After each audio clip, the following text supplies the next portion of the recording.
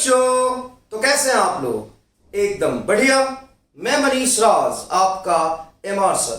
Laws of motion के last lecture में हमने फ्रिक्शन स्टार्ट किया था और फ्रिक्शन को कंसेप्चुअली समझाया, थ्योरेटिकली समझाया। फ्रिक्शन के सारे पॉइंट्स, कब फ्रिक्शन एक्ट होगा, कब नहीं होगा, फ्रिक्शन एक्ट होने की कंडीशंस क्या है, फ्रिक्शन के टाइप्स क्या है, और सारे टाइप्स को कंसेप्चुअली मैंने आपको समझाया था।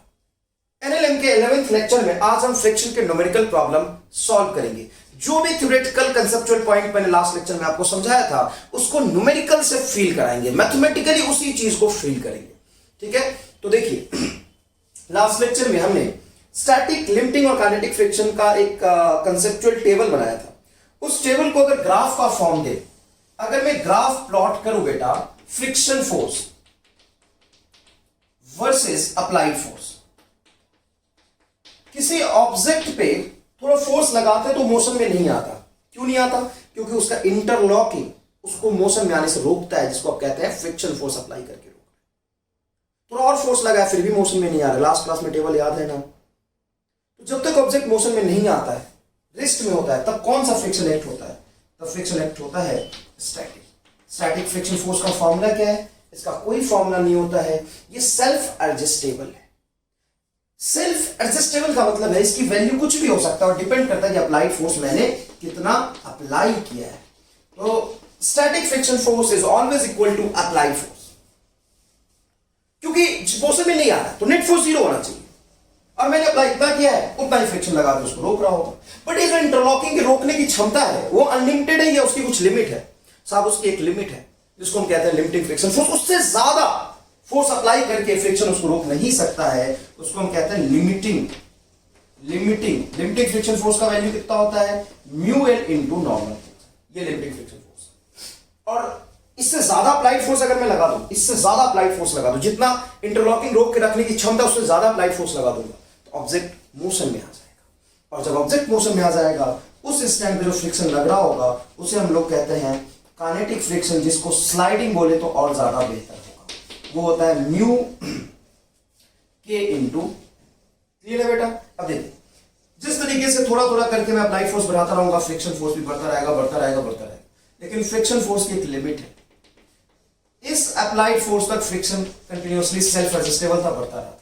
बट इसके बाद ये लिमिटिंग फ्रिक्शन फोर्स को अटेंड कर लिया, एफ, इसको कहते हैं F0। अप्लाइड फोर्स F0 लगाया मैंने, जो कि लिमिटिंग फ्रिक्शन फोर्स के बराबर। यहां तक ऑब्जेक्ट रेस्ट में रहेगा, अबाउट टू मूव के कंडीशन में। इससे थोड़ा भी ज्यादा फोर्स लगाऊंगा तो ऑब्जेक्ट मोशन में आ जाएगा, है ना? और फिर जब ऑब्जेक्ट मोशन में आ जाएगा उसके बाद जब मैं अप्लाइड फोर्स कितना भी बढ़ा दूं, फ्रिक्शन कांस्टेंट रहेगा, जिसको अपन कहते हैं काइनेटिक फ्रिक्शन। एग्जैक्टली टेबल वाले चीज को मैं प्लॉट कर रहा हूं। इससे ज्यादा अप्लाइड फोर्स पे जो फ्रिक्शन होगा वो कैसा होगा? काइनेटिक होगा। काइनेटिक फ्रिक्शन हमेशा लिमिटिंग फ्रिक्शन से कम होता है। लिमिटिंग फ्रिक्शन सबसे ज्यादा होगा, काइनेटिक फ्रिक्शन कम होता है। और स्टैटिक को कंपेयर नहीं कर सकते, क्योंकि यहां से यहां तक जो फ्रिक्शन एक्ट हो रहा है सारे स्टैटिक, ये भी स्टैटिक के बराबर हो सकता है, हाँ ठीक है ना। बट यहां पे एक फ्रिक्शन कहते हैं हम लोग रोलिंग। इन तीन फ्रिक्शन को, रोलिंग को अपन रोटेशन में समझेंगे, कंपेयर कर सकते हैं। क्लियर है क्या बात है?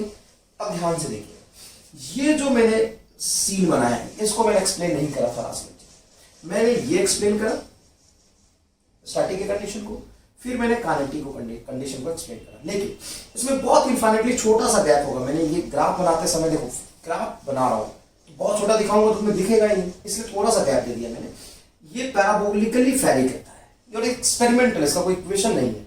बट ये जो किंग आता है ऊपर में वो पैराबोलिकली वैरी करता है, मतलब बहुत इनफाइनाइटली स्मॉल लिमिट में। F0 से यहां तक बॉडी को F0 तक मैंने फोर्स लगाया है, तो लिमिटिंग फ्रिक्शन फोर्स अप्लाई करके उसको रोके हुए, तो ऑब्जेक्ट को मोशन में लाने के लिए कितना फोर्स चाहिए होगा? F0, जो कि लिमिटिंग के बराबर होगा। इससे थोड़ा भी ज्यादा लगा होगा ऑब्जेक्ट मोशन में, तो ये थोड़ा ही ज्यादा है साहब, बहुत थोड़ा ज्यादा है। उसमें जब मोशन में आ जाएगा तो फ्रिक्शन कांस्टेंट लगेगा। लेकिन ये वाला जो किंग मिल रहा है यहां से यहां तक, वो थोड़ा सा पैराबोलिकली वैरी करता है। F0 की वैल्यू क्या होगा? Required force to move this object.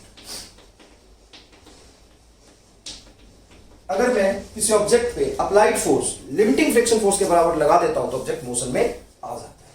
तो ये साहब ग्राफ है, 11th क्लास के बोर्ड में या फिर अच्छे न्यूमेरिकल्स भी ग्राफ पे बेस्ट पूछ लेते हैं। क्लियर है? आपको ग्राफ बहुत अच्छे समझ में आ गया। जो टेबल बनाया था उसके कॉरस्पॉन्डिंग ग्राफ है। आपको थोड़ा भी कंफ्यूजन है तो टेबल जो लास्ट लेक्चर में बनाया था उसको एक बार देखिए कि जितना लिमिटिंग से पहले पहले जितना अप्लाइड था उतना ही फ्रिक्शन, लिमिटिंग तक अप्लाइड फोर्स लिमिटिंग फ्रिक्शन की फोर्स था। उसके बाद जैसे मैंने फोर्स बढ़ाया ऑब्जेक्ट मोशन में आ गया, और मोशन में जब आ गया तो फिर से फ्रिक्शन कैसा हो गया, कांस्टेंट हो गया। अब अपन न्यूमेरिकल सॉल्व करते हैं साहब। Numerical numerical numerical numerical friction बहुत बहुत ज्यादा समझ लिया तुमने। अब न्यूमेरिकल को समझने में दिक्कत नहीं आनी चाहिए। मान लीजिए 10 kg का ब्लॉक लिया और इस पे मैंने फोर्स लगाया 60 न्यूटन। कितना लगाया ध्यान से देखिए, 60 न्यूटन। सरफेस एंड ब्लॉक के बीच में जो इंटरलॉकिंग होगा उसका कोफिशिएंट ऑफ फ्रिक्शन होगा। दो तरह का कोफिशिएंट ऑफ फ्रिक्शन होता है, लिमिटिंग और kinetic. Kinetic coefficient of friction है 0.5 और लिमिटिंग कोफिशिएंट ऑफ फ्रिक्शन है 0.8। लिमिटिंग कोफिशिएंट ऑफ फ्रिक्शन को some time static coefficient of friction भी बोलते हैं, क्योंकि maximum value of static friction force is limiting friction force. ठीक है ना, तो म्यू इज गिवन।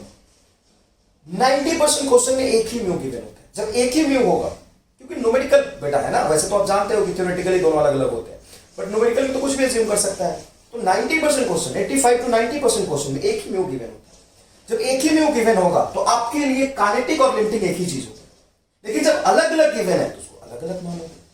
क्लियर है क्या ये बात? Find acceleration and friction force. Find acceleration and friction force. Acceleration and friction force की वैल्यू बताइए। अब पहला ट्रिक फ्रिक्शन के क्वेश्चन को सॉल्व करने का, जो पूछ रहा है उसके बारे में बात ही नहीं करेंगे। फ्रिक्शन का अगर सवाल है तो सबसे पहला स्टेप नंबर 1 होगा, स्टेप नंबर 1 होगा, चाहे कुछ भी दिया हो क्वेश्चन में, स्टेप नंबर 1 होगा कैलकुलेट लिमिटिंग फ्रिक्शन। अब तुम मुझे जवाब दो क्यों स्टेप नंबर 1 क्यों है? हमें तो फ्रिक्शन फोर्स एक्चुअल में कितना लग रहा है ये कैलकुलेट करना है, ऑब्जेक्ट की एक्सेलरेशन कैलकुलेट करना है। तो मैं लिमिटिंग फ्रिक्शन फोर्स की वैल्यू क्यों कैलकुलेट कर रहा हूं? क्योंकि इंटरलॉकिंग इस ऑब्जेक्ट को इतने फोर्स की वजह से जाने देगा या रोक के रखेगा, ये डिसाइड करेगा कि इसके रोक के रखने की मैक्सिमम औकात कितनी है, और इसके रोक के रखने की मैक्सिमम औकात होती है लिमिटिंग फ्रिक्शन फोर्स। तो लिमिटिंग फ्रिक्शन फोर्स पहले चेक करते हैं। बताइए, लिमिटिंग फ्रिक्शन फोर्स होता है म्यू एल इंटू एन। अच्छे से होता है म्यू एल की वैल्यू 0.8, मतलब 8/10 लिख सकता हूं। और यहां पे नॉर्मल ऊपर और mg नीचे। mg क्या हो जाएगा? 100 न्यूटन।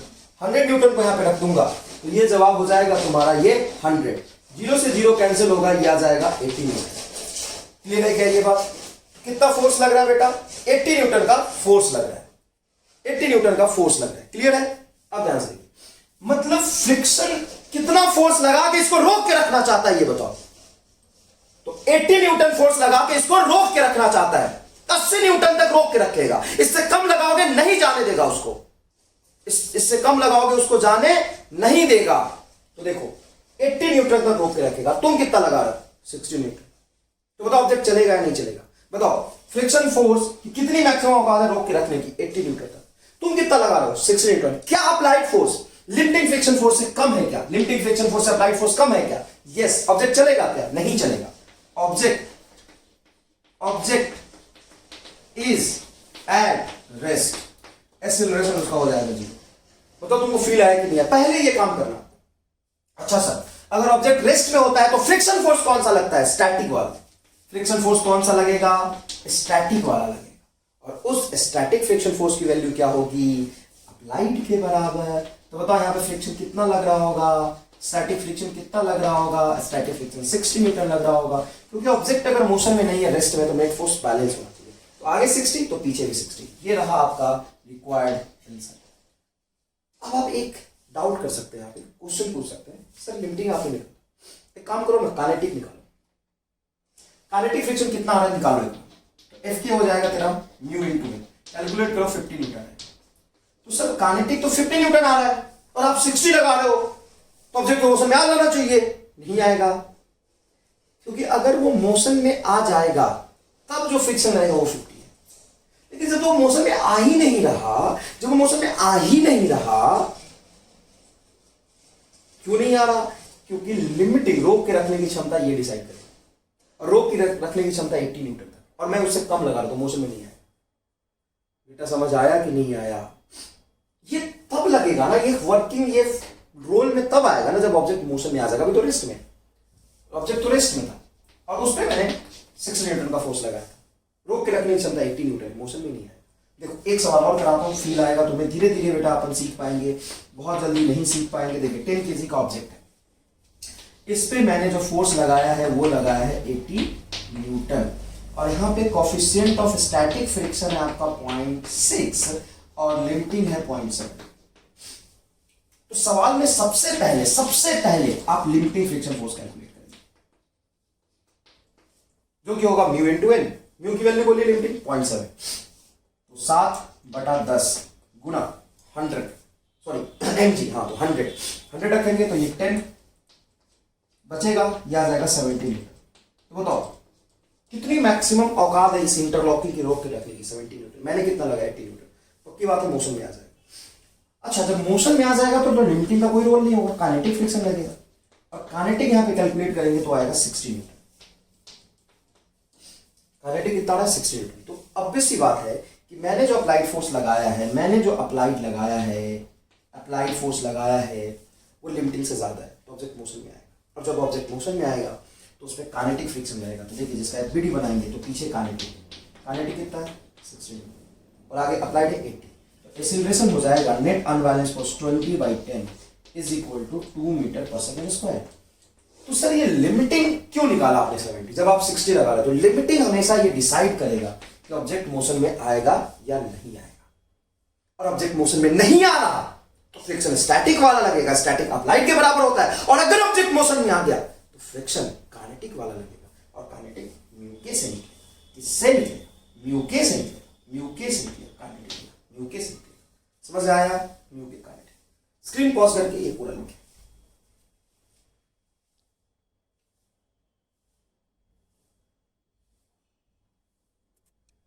नेक्स्ट देखिएगा बेटा, एक सवाल है, ये रहा आपका 5 kg का ऑब्जेक्ट और कोएफिशिएंट ऑफ फ्रिक्शन है 0.8, और यहां पे मैंने फोर्स लगाया 30 न्यूटन।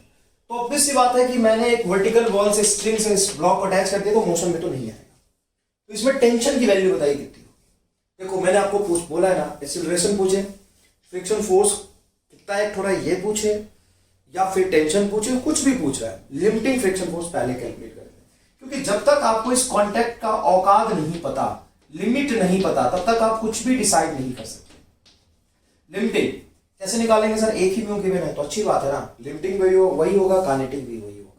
ठीक है, तो म्यू इंटू एन, मतलब म्यू बोलो 8/10 इंटू एन बोलो, एन ऊपर mg नीचे, mg होगा 50, तो एन की वैल्यू क्या हो जाएगी? 50। ये तो आप जानते हो, ये कैंसिल होगा, 40 न्यूटन आ रहा है।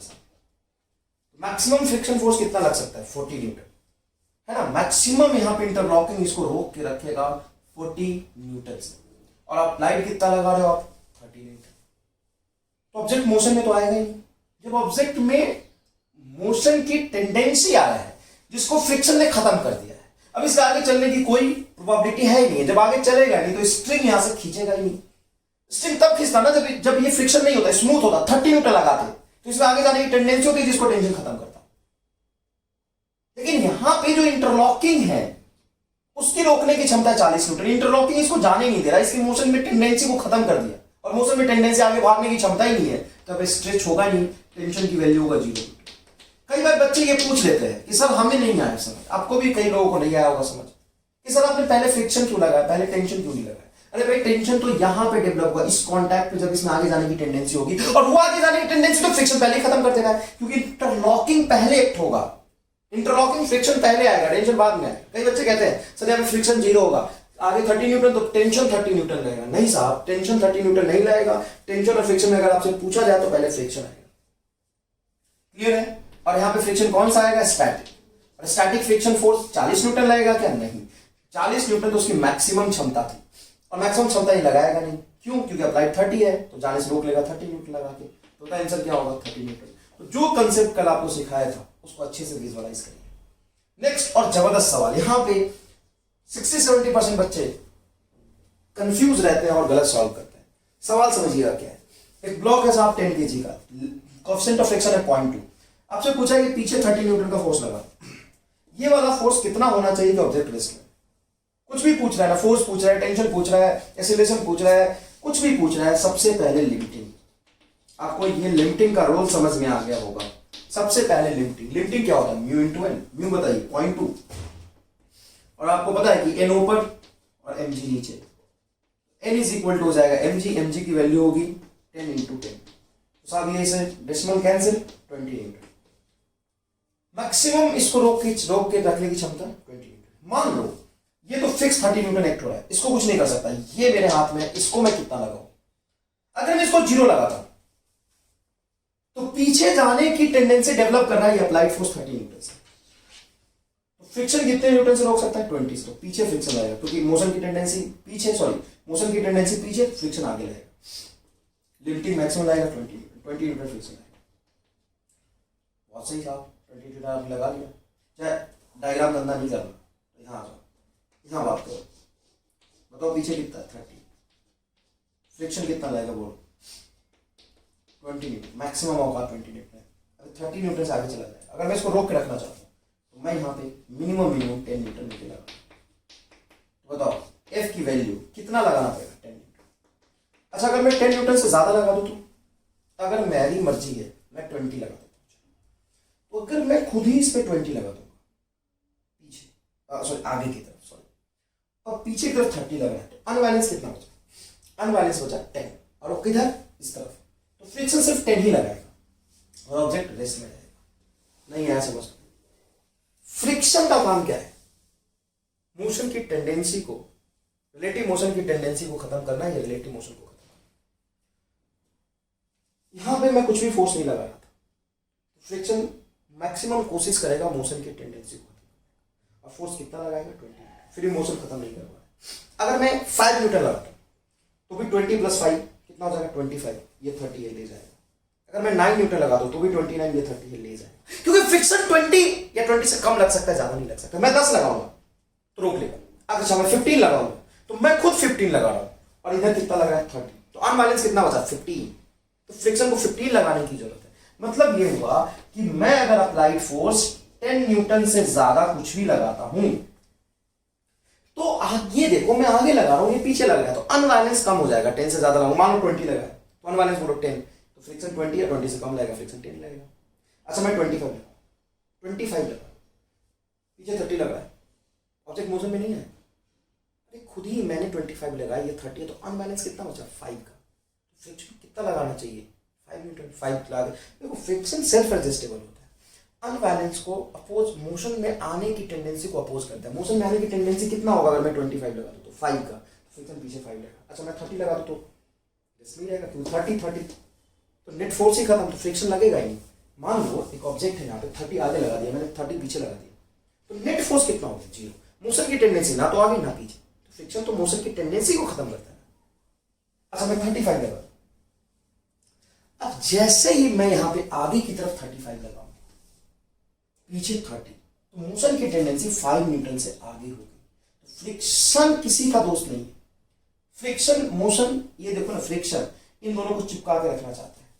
दो लोगों को, दो ऑब्जेक्ट को चिपका के रखना चाहता है फ्रिक्शन। आगे जाना चाहोगे तो फ्रिक्शन पीछे रहेगा, पीछे जाना चाहोगे तो फ्रिक्शन आगे लगेगा। जैसे मैं 35 लगाऊंगा, आगे जाने की टेंडेंसी आएगा 5 न्यूटन से, फ्रिक्शन पीछे लगेगा 5 न्यूटन, तो 35 पे नीचे।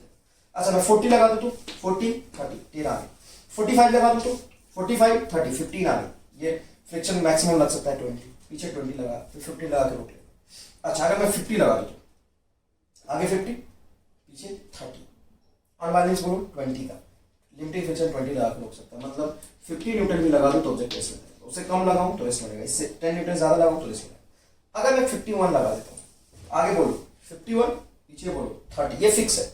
अनबैलेंस 21 का, मैक्सिमम 20 लगा सकते हैं, तो ये रोक नहीं पाएगा।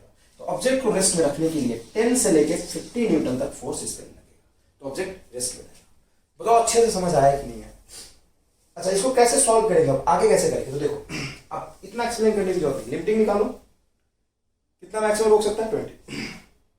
20 है, और तुम 10 लगा दो तो रुक जाएगा, और फिर ये इसको पीछे कर दो तो 20 और 30 50, तो आगे 50 तक लगाओगे तो रेस्ट में रहेगा, बात खत्म। समझ आया? 50 से 10 तक। आगे देखो, object is throne with velocity v not on rough surface. देखो बेटा ये रफ सरफेस है, रफ रफ रफ रफ, थोड़ा सा रफ रफ रफ रफ, और यहाँ पे एक m मास के ऑब्जेक्ट को v नॉट वेलोसिटी से मैंने थ्रो कर दिया। इंक्लाइन प्लेन नहीं है, simple rough surface of a coefficient of friction mu, coefficient of friction इसका mu, then find stopping distance, कितना डिस्टेंस चलने के बाद रुक जाएगा। सुनो, अब मैंने v नॉट वेलोसिटी से थ्रो कर दिया, तो ये v नॉट से तो फिसलेगा, स्लाइड करेगा, तो उस पर स्लाइडिंग फ्रिक्शन रहेगा, और हालांकि म्यू एक ही है, तो लिफ्टिंग स्लाइडिंग एक ही बात हो जाएगी। नॉर्मल ऊपर, mg नीचे, पीछे की तरफ जाएगा फ्रिक्शन, और वो फ्रिक्शन होगा आपका म्यू इंटू एन, मतलब म्यू इंटू ये पीछे फोर्स लगेगा।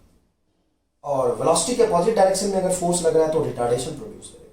तो आप लिखेंगे फोर्स बराबर mass into retardation, m sin cancel a, this is retardation is equal to mu g. Retardation is equal to क्या हो जाएगा, म्यू जी। अब बताइए इसका स्टॉपिंग डिस्टेंस कितना हो, कितना डिस्टेंस चल के ये रुक जाएगा। थर्ड इक्वेशन है motion number, v square minus u square बराबर 2s, या डायरेक्ट स्टॉपिंग डिस्टेंस का फॉर्मूला याद करो, v नॉट का होल स्क्वायर बटा 2 इंटू रिटार्डेशन, रिटार्डेशन की value mu G, mu into जी। ये थर्ड इक्वेशन ऑफ मोशन की कोई खास बात नहीं।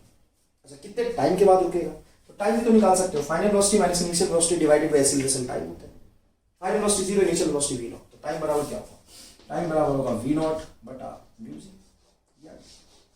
अरे acceleration is equal to final velocity minus initial velocity बटा टाइम, तो टाइम इज इक्वल टू होगा चेंज इन वेलोसिटी बटा रिटार्डेशन। तो देखो टाइम इतने टाइम के बाद ये रुक जाएगा। क्या आपको बहुत अच्छे समझ आया? नेक्स्ट बहुत इंपॉर्टेंट कंसेप्ट है एंगल ऑफ फ्रिक्शन।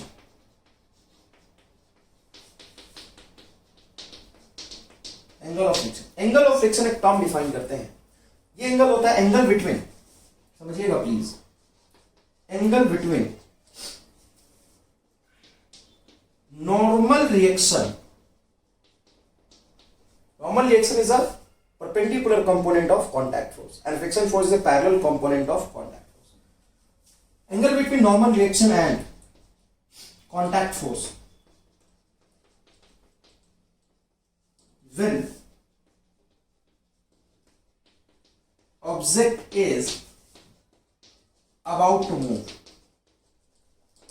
जब ऑब्जेक्ट अबाउट टू मूव की कंडीशन में आ जाता है, देखो जैसे मान लो ये यहां पे रख दिया मैंने एक ऑब्जेक्ट मास का, तो नॉर्मल ऊपर, हाँ सर नॉर्मल ऊपर ही लगेगा, और मैं बाहर की तरफ एक अप्लाइड फोर्स लगाता हूँ, कोएफिशिएंट ऑफ फ्रिक्शन म्यू है, तो ईमानदारी से सोच के बताओ कितना फोर्स लगाओ कि मोशन में आ जाए, तो लिमिटिंग फ्रिक्शन फोर्स क्या होगा, mu m g, mu N, N की वैल्यू क्या होगा, एम जी के बराबर।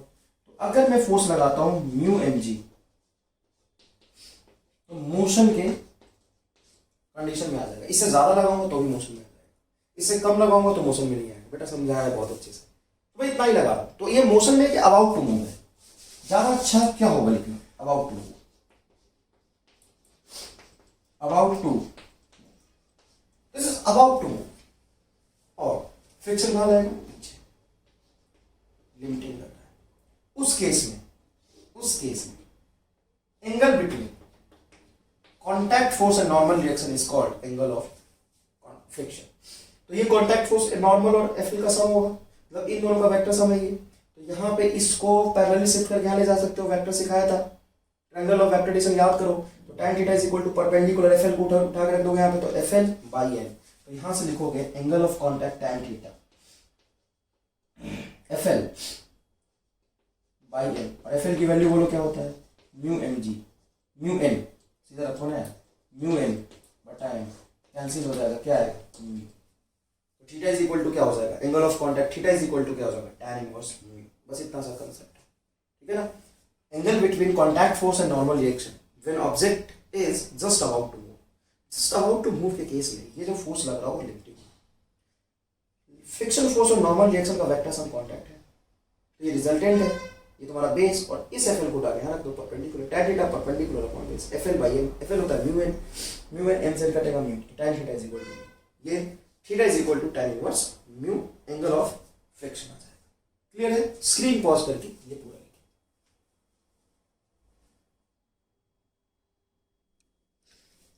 नेक्स्ट देखिएगा बेटा, find minimum force required to move this object on a horizontal surface. Horizontal surface पे ब्लॉक रख दिया मैंने, coefficient of friction mu given, I am sorry mu given, तो मिनिमम फोर्स कितना लगाना पड़ेगा कि मूव कर जाए, बताइए।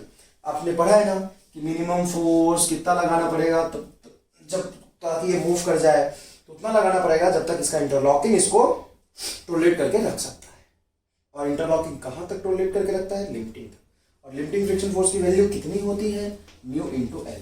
तो बच्चा तुरंत से जवाब देता है म्यू इंटू एन, एन की वैल्यू ऊपर और mg नीचे, तो म्यू इंटू एन की वैल्यू mg, सर इतना होगा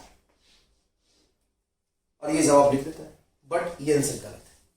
आपको लगेगा कि सर अभी तक आपने ये तो पढ़ा है, minimum force required to move this object, ये तो बताया कि ऑब्जेक्ट को मोशन में लाने के लिए applied force limiting friction force के बराबर लगाना पड़ता है, उससे कम लगाओगे तो लिमिटिंग फ्रिक्शन फोर्स से कम स्टैटिक लगेगा, इसको जाने नहीं देगा, उससे ज्यादा लगाओगे तो ऑब्जेक्ट मोशन में आ जाएगा। बट आपसे ये किसने बोला है कि फोर्स हॉरिजॉन्टल डायरेक्शन में लगाना है? अगर मैं फोर्स हॉरिजॉन्टल डायरेक्शन में ना लगा के थोड़ा सा ऊपर लगाऊं तो इससे कम फोर्स में ऑब्जेक्ट मोशन में आ जाता है।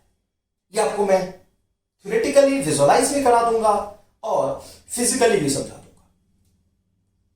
समझो कैसे। ये तब when force is applied in horizontal direction,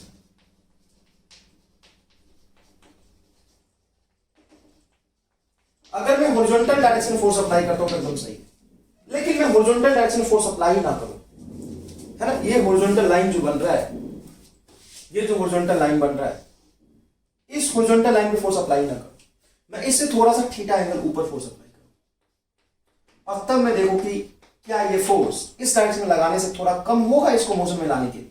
मान लीजिए एक्स एक्सिस से थीटा एंगल पे लगा रहा हूं, तो पहले मैं इसको फिजिकली समझा दूं। देखो, तो आप मान लो स्कूल गए होगे, तुम अगर मौका मिला होगा तो स्कूल में जो घास काटने वाली मशीन होती है, वहां पे जो घास काटता है, उस मशीन को जब कंपाउंड में लेके आता है, ग्राउंड में लेके आता है, तो उसको क्या करता है, ऐसे उठाता है। देखो देखो मैं समझा तो बहुत अच्छे से, कोई दिक्कत नहीं है। वो रस्सी बांधता है और वो आदमी इस चीज को ऐसे खींच के लाता है, ऐसे, उसको ऐसे खींच के नहीं लाता या ऐसे धक्का नहीं देता, ऐसे धक्का देके नहीं ले जा रहा होता है, उसको ऐसे खींच के लाता है। और ऐसे खींच के लाना आसान है, जैसे ट्रॉली बैग वगैरह भी देखते हो। मान लो ये तेरा ट्रॉली बैग और व्हील नहीं है, ऐसा सिंपल फ्लैट है, किस तरीके से इसको मोशन में लाना इजी होगा? जब तुम इसमें ऐसे फोर्स लगाओगे तब इसको आगे ले जाना आसान होगा, कि ऐसे फोर्स लगाओगे तब आगे ले जाना आसान होगा, या ऐसे लगाओगे तो आगे ले जाना आसान होगा? बताओ, 1 2 या 3। ऐसे लगाओगे ना तो आगे ले जाना मुश्किल होगा। क्यों? बताता हूं, देखो अच्छे से समझो।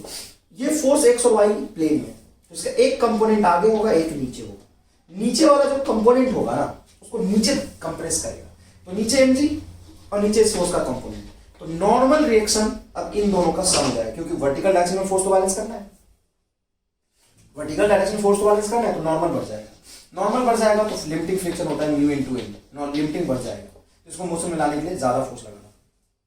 और अगर इधर फोर्स लगाते हो तो इसका 2 कंपोनेंट, एक आगे और एक ऊपर। तुमको नहीं लगा ये पुलिंग है? पुलिंग में ऊपर एक जो कंपोनेंट होगा वो नॉर्मल प्लस ये कंपोनेंट बराबर mg, क्योंकि वर्टिकल डायरेक्शन में ऑब्जेक्ट तो हवा में नहीं जा रहा, तो ऊपर नॉर्मल, ऊपर Fy बराबर mg, तो नॉर्मल बराबर होगा mg माइनस Fy, तो नॉर्मल कम हो गया, तो लिमिटिंग फ्रिक्शन फोर्स कम हो जाएगा, तो इस ऑब्जेक्ट को मोशन में लाना रिलेटिवली इजी हो जाएगा। कब? जब इस डायरेक्शन में फोर्स लगाओगे तो, है ना, कि नॉर्मल की वैल्यू कम हो जा रही है यार। तो तुमने देखा होगा जब वो मजदूर घास काटने वाली मशीन को ग्राउंड में लाता है तो ऐसे उठाता है और ऐसे ऐसे लेके आता है, ऐसे ऐसे लेके आता है। लेकिन जब घास काटना होता है तो असल में कांटेक्ट मजबूत होना चाहिए, तभी तो घास को जड़ से पकड़े काटेगा। तो ऐसे ऐसे करके धीरे धीरे धीरे धीरे घास काटता है। अरे यार, तुमने जीवन में कुछ देखा है कि नहीं देखा है? बहुत चैलेंजिंग हो जाता है तुमको विजुअलाइज कराना कोई भी चीज। फिजिक्स में साहब वही पढ़ते हैं जो हम आसपास की चीजों में देखते हैं। तुम्हें कर दो ना घास काटने वाली मशीन, ढंग से सीख ले तो फ्यूचर में डॉक्टर इंजीनियर तो बनना छोड़ो, घास काटने का काम भी नहीं मिलेगा। तुम्हें पता चला कि मशीन लेके जाना, तुम ऐसे धक्का देते देते लेके जा रहे हो, 4 घंटे मशीन लेके पहुंचोगे, और घास काटना है तो ऐसे उठा के घास काट दिया, ना तो मशीन तुम ढंग से ला पाए ना तो घास काट पाए। तो ध्यान से सुनो, मशीन जब ग्राउंड में लेके आना पड़ेगा तो ऐसे उठा के लाओ, ऐसे देख, ये तेरा मशीन घास काटने वाली, ऐसे उठा के लाओगे। और जब घसल में घास काटना होगा ऐसे उस पर धक्का देकर उसको आगे बढ़ाओगे। बताओ समझ आया कि नहीं अच्छे से एकदम? चलो, तो अब कितना मिनिमम फोर्स असल में लगाना पड़ेगा? सिर्फ मिनिमम पूछेगा तो ये नहीं लिख सकते। अगर आपसे बोलता minimum force in horizontal direction में एरो लगा दिया या हॉरिजॉन्टल डायरेक्शन में दिखा दिया कि इधर फोर्स लगा रहा हो तो इतना लगाने पे मोशन रहेगा। लेकिन सिर्फ मिनिमम बोल रहा है और कोई एरो नहीं दिखा है तो आप हॉरिजॉन्टल से थीटा एंगल ऊपर लेके जाएंगे। चलिए साहब, ये फोर्स है तो उसका एक कंपोनेंट ऊपर आएगा F साइन थीटा और एफ का एक कंपोनेंट आगे की तरफ एफ कॉस थीटा। बताओ इसको आगे हॉरिजॉन्टल डायरेक्शन में मोशन की टेंडेंसी कौन डेवलप कर रहा है? F cos theta. F sine theta तो ऊपर लग रहा है, तो आप लिख सकते हैं n plus F sine theta बराबर है ना, जो मैंने अभी आपको फिजिकली समझाने की कोशिश कर रहा था उसको मैथमेटिकली समझा दे। तो n की वैल्यू क्या होगा? mg एफ साइन थीटा ऊपर उधर जाएगा माइनस एफ साइन थीटा। तो लिमिटिंग फ्रिक्शन फोर्स की जो वैल्यू होती है वो हमेशा होता है म्यू इंटू एम। एन अभी यहां निकाल लिया आपने, mu into mg minus F sine theta. अब मोशन में जस्ट लाने के लिए पीछे जो फोर्स है लिमिटिंग फ्रिक्शन फोर्स के बराबर आ जाना चाहिए, उससे थोड़ा भी ज्यादा लाऊंगा तो मोशन में आ जाएगा। मतलब ऑब्वियस सी बात है कि एफ कॉस थीटा की वैल्यू एफ लिमिटिंग के बराबर होनी चाहिए, और एफ लिमिटिंग कितना है? Mu mg minus mu F sine theta. ये आ गया सर। अब अपने को एफ निकालना था, तो देखिए F cos theta minus mu F sine theta, इसको इधर ले आइए, एफ को कॉमन निकाल लेंगे तो बचे घटे यहाँ पे बचेगा cos theta plus mu sine theta is equal to mu mg। बहुत बढ़िया सा। तो एफ की वैल्यू क्या आ जाएगी? यहाँ से एफ की वैल्यू आ जाएगी म्यू mg बटा cos theta plus mu sine theta. तो ये तो थीटा एंगल पे लगने वाला फोर्स है एफ। इतना फोर्स लगाऊंगा तो मोशन में आ जाएगा, और वो किस पे डिपेंड कर रहा है? थीटा। देखो ना मैंने यहाँ पे एफ कॉस थीटा आगे की टेंडेंसी लिमिटिंग के बराबर रख दिया, मतलब ऑब्जेक्ट अबाउट टू मोशन की कंडीशन में आ गया। या तो सॉल्व करके निकाला तो इतना एफ लग रहा था इस थीटा पे, पर्टिकुलर थीटा की वैल्यू में रख दो तो इस थीटा पे इसको मोशन में लाने के लिए इतना फोर्स लग रहा था। बट ये मिनिमम होगा या नहीं इस बात की क्या गारंटी? मैक्सिमम मिनिमम का कंसेप्ट लगाएंगे। अब ये थीटा के साथ फोर्स की वैल्यू अलग लगाएगी। अगर आगे ही लगा दूं तो थीटा जीरो रखोगे, फोर्स की वैल्यू ये आ जानी चाहिए, थीटा जीरो रखो। अगर थीटा जीरो होता तो फोर्स यही होता ना हॉरिजॉन्टल डायरेक्शन में, थीटा को जीरो रखो, theta zero sine zero zero cos zero one, देखो एक बराबर, और थीटा 90 रखो तो आगे जा ही नहीं सकता, तो इनफाइनाइट फोर्स की जरूरत पड़ेगी। थीटा 90 रखो, कॉस 90 बोलो जीरो, mg आ रहा है, ये कैसे रखो? गलत आ रहा है, समझ में आया कि नहीं? तो यहाँ पे इसको समझने की कोशिश करो। इस थीटा पे ये पर्टिकुलर फोर्स आया है ना। तो अब सर क्या करें? अब अच्छा देखो थीटा 90 रख के भी देखो, एक बार गलत नहीं आना चाहिए। थीटा 90 रखो तो cos 90 की वैल्यू क्या होती है? जीरो। sin 90 1, तो ये आ जाएगा 1, तो म्यू इंटू 1 प्लस जीरो, तो प्लस जीरो कोई मतलब नहीं, म्यू आएगा, म्यू से म्यू कटेगा तो बराबर है, आ गया ना ऊपर। अब ये तो इसने बोला इसको मूव कराना है, तो ऊपर ही पूरा फोर्स लगा रहे हो, कितना फोर्स लगाना पड़ेगा इसको ऊपर ले जाने के लिए? देखो mg के बराबर लगाओ तो ऊपर आ जाएगा। देखो यहाँ पे एक बराबर mg है, सही बैठ रहा है ना यार, एकदम सही बैठ रहा है। देखो यहाँ पे अगर थीटा को जीरो रखते हो तो आगे फोर्स, आगे कितना फोर्स लगाना पड़ेगा मोशन में लाने के लिए? Mu mg। और तुम एफ को ऊपर लगा देते हो, इसको मोशन में लाने के लिए कितना फोर्स लगाना पड़ेगा? एक बराबर mg, फ्रिक्शन का कोई रोल ही नहीं। अरे ऊपर उठ गया mg के बराबर लगाओगे तो मोशन में। लेकिन मिनिमम है या नहीं किसी थीटा पे कैसे पता चलेगा? तो मैक्सिमम मिनिमम कांसेप्ट, ये मिनिमम तभी होगा, ये तो प्योर कांस्टेंट है, म्यू की वैल्यू मास की वैल्यू कम कर नहीं सकते, एफ थीटा पे डिपेंडेंट है, तो ये मिनिमम तभी होगा जब थीटा डिपेंडेंट डिनोमिनेटर में टर्म मैक्सिमम होता है। और याद करो cos theta sin theta plus cos theta का मैक्सिमम वैल्यू आपको निकालना सिखाया है √a² प्लस b²। इसका कोफिशिएंट 1, इसका कोफिशिएंट म्यू, तो ये मिनिमम आ जाएगा म्यू mg, और इसका डिनोमिनेटर का मैक्सिमम वैल्यू क्या होगा? √a², एक का वैल्यू 1, cos थीटा का मल्टीप्लायर और sin का multiplier mu, 1 plus mu square. This is the minimum required force. इस चीज को समझाने के लिए तुम अगर कोई रामलाल टाइप बुक पढ़ते हो, कहना नहीं चाहिए, बहुत सारी किताब है जिसमें डेढ़ पेज में एस.सी. वर्मा, डी.सी. पांडे कई चीज आप पूछते हो कि सर इसमें ऐसे किया हुआ है, मैंने आसान तरीका आपको बता दिया है ना, इसको 1.5 पेज में सॉल्व करके निकाला है, कंप्लीट डिफरेंशिएशन करके। आपको उसका समझ में आया कि नहीं है? बेसिक मैथ में मैंने बहुत अच्छे से कराया। sin theta plus cos theta कोई टर्म हो तो उसका मैक्सिमम वैल्यू कैसे निकालते हैं, ये रहा मैक्सिमम। तो एफ मिनिमम की वैल्यू कितनी होगी? म्यू mg बटा 1√1 plus mu square, that is answer. तो सिर्फ ब्लॉक को जनरल सरफेस पर रख दिया और मिनिमम फोर्स पूछ रहा है, क्लियर है?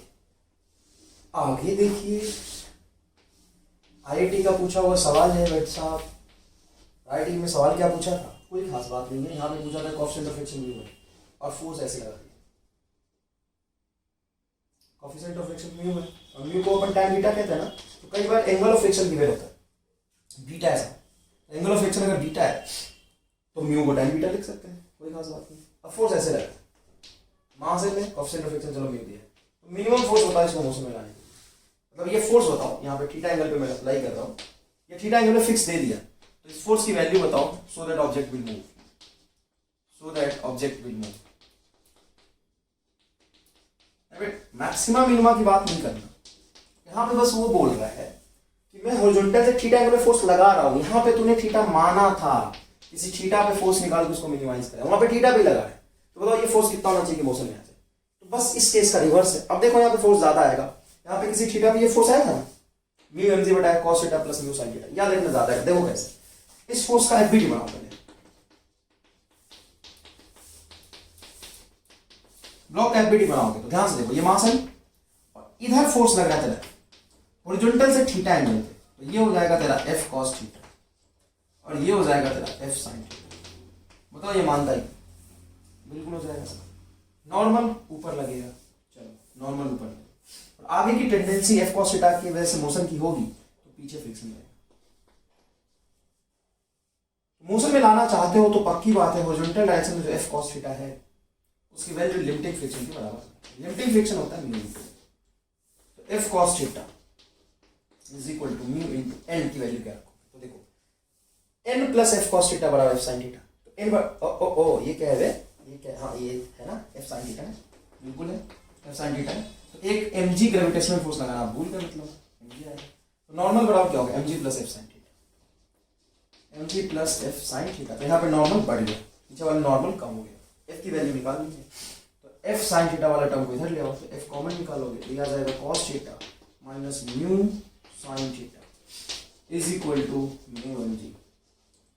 एफ इज इक्वल टू क्या आएगा, mu mg divided by cos theta minus mu sine theta.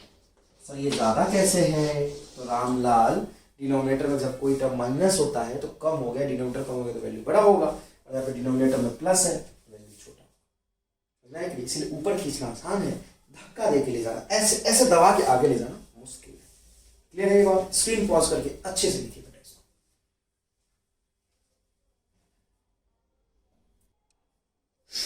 Next देखिएगा बेटा, हमने अभी तक एक ही ब्लॉक पे डिस्कस किया है और एक ब्लॉक को हमने हॉरिजॉन्टल सरफेस पे रख के देखा है, अब ये वर्टिकल सरफेस पे। लास्ट लेक्चर में मैंने ये कंसेप्चुअली आपको समझाया था। देखिए ये वर्टिकल सरफेस है साहब, और इस वर्टिकल सरफेस पे एम मास का ब्लॉक रख दिया, एफ फोर्स से कंप्रेस किया उसको हॉरिजॉन्टली, तो ब्लॉक रेस्ट में, ब्लॉक रेस्ट में एक्सेलरेशन 0 है, तो फ्रिक्शन फोर्स की वैल्यू पूछिए, ध्यान से सुनिए। आप जब इसका एफबीडी बनाएंगे, F B D of block, जब आप इस ब्लॉक का एफबीडी बनाएंगे तो आप यही कहेंगे ना साहब कि इस एम मास के ब्लॉक पे नीचे ग्रेविटेशनल फोर्स लग रहा है mg, इस डायरेक्शन में फोर्स लग रहा है f, और कांटेक्ट वर्टिकल है, यहाँ पे दो पैरेलल लाइन खींचेंगे, ब्लॉक आगे है तो ब्लॉक पे आगे नॉर्मल, ब्लॉक पे नॉर्मल आगे इधर लगे, और सरफेस पे पीछे उसका कोई मुझे मतलब नहीं। ये रेस्ट में है कैसे, mg को कौन बैलेंस कर रहा है, नॉर्मल या फ्रिक्शन, सॉरी नॉर्मल या एफ फोर्स, तो एफ और नॉर्मल दोनों हॉरिजॉन्टल में, और हॉरिजॉन्टल में ब्लॉक चल नहीं रहा तो हॉरिजॉन्टल डायरेक्शन में फोर्स बैलेंस करेंगे, तो नॉर्मल बराबर आप लिखेंगे। चलो ठीक है, तो इसको रोक कौन रहा है वर्टिकल डायरेक्शन में, ऊपर लगेगा फ्रिक्शन। एफ आर की लिमिटिंग वैल्यू कितनी होती है, एफ आर की लिमिटिंग वैल्यू होती है म्यू इनटू एन। अब यहाँ पे म्यू mg के बराबर, एन नॉर्मल mg के बराबर नहीं है, नॉर्मल एफ के बराबर है, तो म्यू इनटू एफ। क्लियर है? अब ऑब्जेक्ट रेस्ट में तब फ्रिक्शन कैसा होगा, स्टैटिक, तो स्टैटिक फ्रिक्शन फोर्स तो हमेशा अप्लाइड के बराबर होता है, जो मोशन की टेंडेंसी डेवलप कर रहे हैं। क्या वो अप्लाइड फोर्स एफ है, क्या अप्लाइड फोर्स एफ है, एफ के बराबर फ्रिक्शन होगा क्या, बिल्कुल भी नहीं, मैंने समझाया था। एफ मोशन की tendency parallel to the surface generate ही नहीं कर, parallel to the surface motion की टेंडेंसी कौन जनरेट कर रहा है, mg, तो स्टैटिक फ्रिक्शन फोर्स ऊपर लगेगा और इस फ्रिक्शन फोर्स की वैल्यू mg के बराबर होगी, यहाँ पे फ्रिक्शन mg के बराबर होगा, म्यू एफ के बराबर नहीं होगा। क्यों नहीं होगा, क्योंकि म्यू तो मैक्सिमम लिमिटिंग है ना, मैक्सिमम लिमिटिंग तो तब लगता है जब ऑब्जेक्ट अबाउट टू मूव, और एक ही व्यू है तो मोशन में आ जाएगा तो म्यू एफ लगेगा, लेकिन मोशन में तो है नहीं, रेस्ट में, रेस्ट में स्टैटिक फ्रिक्शन लगता है, स्टैटिक अप्लाइड के बराबर होता है, अप्लाइड यहाँ पे कौन है, एफ नहीं, क्या फ्रिक्शन म्यू एफ होगा, नहीं, अप्लाइड यहाँ पे mg है जो मोशन की tendency parallel to the surface generate कर रहा है, और उसको रोकने के लिए यहाँ पे फ्रिक्शन फोर्स स्टैटिक लगेगा और mg के बराबर। समझ आया? नेक्स्ट देखिए, मान लीजिए साहब कि 5 kg का एक ऑब्जेक्ट है, वर्टिकल सरफेस पे रखा है, 40 न्यूटन का मैंने फोर्स लगाया, तो find acceleration and friction force. तो सुनिए, सबसे पहले लिमिटिंग कैलकुलेट करिए। लिमिटिंग होता है म्यू इंटू एन। अब बताइए म्यू की वैल्यू कितनी है, 0.4, एक ही म्यू दिया हुआ है, 4/10। नॉर्मल बताइए, तो नॉर्मल होगा बेटा 40 अंदर, तो नॉर्मल आगे लगेगा यहाँ पे वर्टिकल सरफेस में, n इज इक्वल टू 40, यहाँ पे रख देंगे 40, 0 से 0 कैंसिल होगा, 16 न्यूटन। बताइए मैक्सिमम कितना फोर्स ऊपर ही लगेगा, ऑब्वियस सी बात है, क्योंकि मोशन की टेंडेंसी नीचे mg जनरेट करना है, mg बराबर होगा 50 न्यूटन। तो जो अप्लाइड फोर्स है जो उसको मोशन में लाना चाहता हो बेटा, वो 40 नहीं है, 50 है। और लिमिटिंग कितना लग सकता है, 16। तो ऑब्वियस सी बात है, नीचे 50 न्यूटन और ऊपर लिमिटिंग फ्रिक्शन फोर्स ही काइनेटिक होगा, क्योंकि एक ही म्यू है, तो 16 न्यूटन लगेगा। तो एक्सीलरेशन हो जाएगा आपका 36/5 मीटर पर सेकंड स्क्वायर। फ्रिक्शन इतना लगेगा, एक्सीलरेटेड होगा, नीचे की तरफ एक्सीलरेटेड होगा 36/5 मीटर पर सेकंड स्क्वायर। बताइए आपको समझ आएगी अच्छे से एकदम। आगे देखिए, अब अपन वापस चलते हैं हॉरिजॉन्टल सरफेस पे और दो ब्लॉक प्रॉब्लम के बारे में बात करते हैं, टू ब्लॉक सिस्टम। बढ़िया सवाल है बेटा, ढंग से सुनिए। ये 5 kg का ऑब्जेक्ट है साहब, और ये आपका 10 kg का ऑब्जेक्ट। यहाँ पे कोएफिशिएंट ऑफ फ्रिक्शन है आपका 0.4 और यहाँ पे कोएफिशिएंट ऑफ फ्रिक्शन है 0.8। ठीक है, यहाँ पे फोर्स लगाया मैंने 50 न्यूटन और इस पे पीछे लगा दिया 38। Find acceleration, tension and friction. बढ़िया सवाल, acceleration, tension in string and friction, सब कुछ बताना। सवाल में आप एक चीज देखिए, ये एक स्ट्रिंग से बंधा है, कॉन्स्टेंट मोशन का कंडीशन लगाएंगे तो चलेगा तो दोनों चलेगा, नहीं तो दोनों रेस्ट में है, और चलेगा तो दोनों सेम एक्सीलरेशन चलेगा। मतलब यहां पे टेंशन आगे, यहां पे टेंशन पीछे, इस दोनों को जोड़ के रखा हुआ है, इंटरनल फोर्स बन गई। मतलब दोनों को एक सिस्टम मान सकते हैं। सिस्टम मानेंगे तो अनबैलेंस फोर्स कितना लग रहा है, अप्लाइड फोर्स। सिस्टम को चलाने के लिए नेट अप्लाइड फोर्स कितना लग रहा है, और तो ऑब्वियस सी बात है, दोनों आगे जाएगा नहीं तो दोनों पीछे जाएगा। आगे 50 पीछे 30, ज्यादा की टेंडेंसी, अनबैलेंस फोर्स आगे 20 न्यूटन से। तो net applied force on system is equal to 20 newton. पहले ही कैलकुलेट करेंगे, net unbalance force is 20 newton. ठीक है, अब मान लो ऑब्जेक्ट आगे जा रहा है, सिस्टम पूरा ऑब्जेक्ट सिस्टम आगे जा रहा है, अनबैलेंस फोर्स 20 न्यूटन, तो टेंशन तो इंटरनल हो जाएगा, लेकिन इस ब्लॉक में फ्रिक्शन पीछे रहेगा और इस ब्लॉक में फ्रिक्शन पीछे रहेगा। तो दोनों की फ्रिक्शन कैलकुलेट करिए। लिमिटिंग ऑन 5 kg, म्यू बोलो 0.8 मतलब 8/10 इंटू 50, कितना हो जाएगा 40 Newton. Limiting friction on 10 kg, बताओ म्यू इंटू जी। म्यू बोलो 4/10 और ये बोलो 100, ये कैंसिल होगा 40 न्यूटन। कोई बात नहीं, दोनों में 40-40 आ रहा है तो क्या कर सकते हैं। चाहो तो तुम अलग करना चाहते हो तो अलग भी कर सकते हो। चलो इसको मैं 5 लिख देता हूँ, है ना, तो अलग कर लेते हैं, क्या दिक्कत है। 50 न्यूटन। तो जब सिस्टम आगे जाएगा तो दोनों फ्रिक्शन पीछे लग के मोशन को अपोज करेगा 90 न्यूटन से। तो सिस्टम पे लिमिटिंग फ्रिक्शन फोर्स हो गया 90 न्यूटन और नेट अनबैलेंस फोर्स हो गया 20 न्यूटन। ऑब्वियस सी बात है, मोशन में नहीं आएगा। Both block will at rest, both will be at rest, दोनों रेस्ट में। अब जब दोनों रेस्ट में रहेगा तो दोनों पे फ्रिक्शन ही तो लिमिटिंग था, असल में कितना फ्रिक्शन लगेगा वो कैसे डिसाइड करेंगे। देखिए बेटा, ये आपका 10 kg फोर्स लग रहा है 50 न्यूटन, बहुत सही बहुत सही बहुत सही। और ये आपका 5 kg, इधर से फोर्स लग रहा है 30 न्यूटन। अब सुनो, यहाँ पे मैक्सिमम लिमिटिंग कितना लग सकता है, मैक्सिमम लिमिटिंग फोर्स लग सकता है 50 न्यूटन, 50 न्यूटन। और इस पे अप्लाइड कितना 50 न्यूटन, इस पे अप्लाइड कितना 50 न्यूटन। तो यहां पे फ्रिक्शन 50 न्यूटन लगा, टेंशन क्या है जी, उस तरफ से देख लिया। अब इधर आओ, यहां पे 5 kg का ऑब्जेक्ट, पीछे लग रहा है 30 न्यूटन और मैक्सिमम फ्रिक्शन कितना लग सकता है, मैक्सिमम फ्रिक्शन लग सकता है 40 न्यूटन और अप्लाइड 30 न्यूटन। और सिस्टम रेस्ट में, ये बात आपको पता है, तो 30 न्यूटन इसको मोशन में नहीं ला पा रहा। तो आप फ्रिक्शन 40 लगा दोगे कि 30 लगाओ, आराम से सोचो। यहां पे रोक के रखने की क्षमता इसकी खुद की है 30, सॉरी 40 न्यूटन और अप्लाइड इस पे 30 है, तो इंटरलॉकिंग इसको चलने ही नहीं देगा, तो यहाँ फ्रिक्शन 30 लग रहा है। यहाँ पे भी इंटरलॉकिंग इसको चलने ही नहीं देगा, क्योंकि मैक्सिमम रोक के रखने की क्षमता इसकी 50 है और अप्लाइड भी 50 है, तो इंटरलॉकिंग की खुद की क्षमता 50 तक है, तो ये भी नहीं चलने देगा। तो यहाँ के हिसाब से यहाँ पे फ्रिक्शन 50 लगेगा, लिमिटिंग के बराबर। यहाँ पे लिमिटिंग नहीं जा पाएगा क्योंकि अप्लाइड ही 30 है इस पे, तो यहाँ पे भी 30 न्यूटन। और दोनों को देखेंगे तो नेट फोर्स 0, यहाँ भी देखेंगे नेट फोर्स 0। टेंशन की जरूरत इस सिस्टम में पड़ी ही नहीं, तो स्ट्रिंग में टेंशन क्या हो जाएगा 0। ऐसा नहीं है कि हमेशा 0 हो।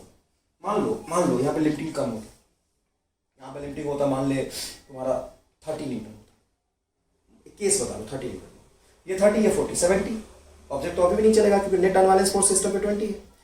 अब यहाँ पे 30 लग रहा है, तो पीछे 30 और अप्लाइड क्या है 50, तो यहाँ पे टेंशन लग जाता है। समझ में आ रहा है कि नहीं आ रहा है? यहाँ पे टेंशन लग जाता है, लेकिन अभी यहाँ पे टेंशन की जरूरत नहीं पड़ी क्योंकि इसकी लिमिटिंग है 50 और इसकी लिमिटिंग है 30। टेंशन क्या हो जाएगा 0। क्लियर है? स्क्रीन पॉज करके इसको अच्छे से लिख दीजिए। नेक्स्ट लेक्चर में friction force on an inclined plane and 2 block system के और सवाल करेंगे। स्क्रीन पॉज करके बेटा इसको लिखिए।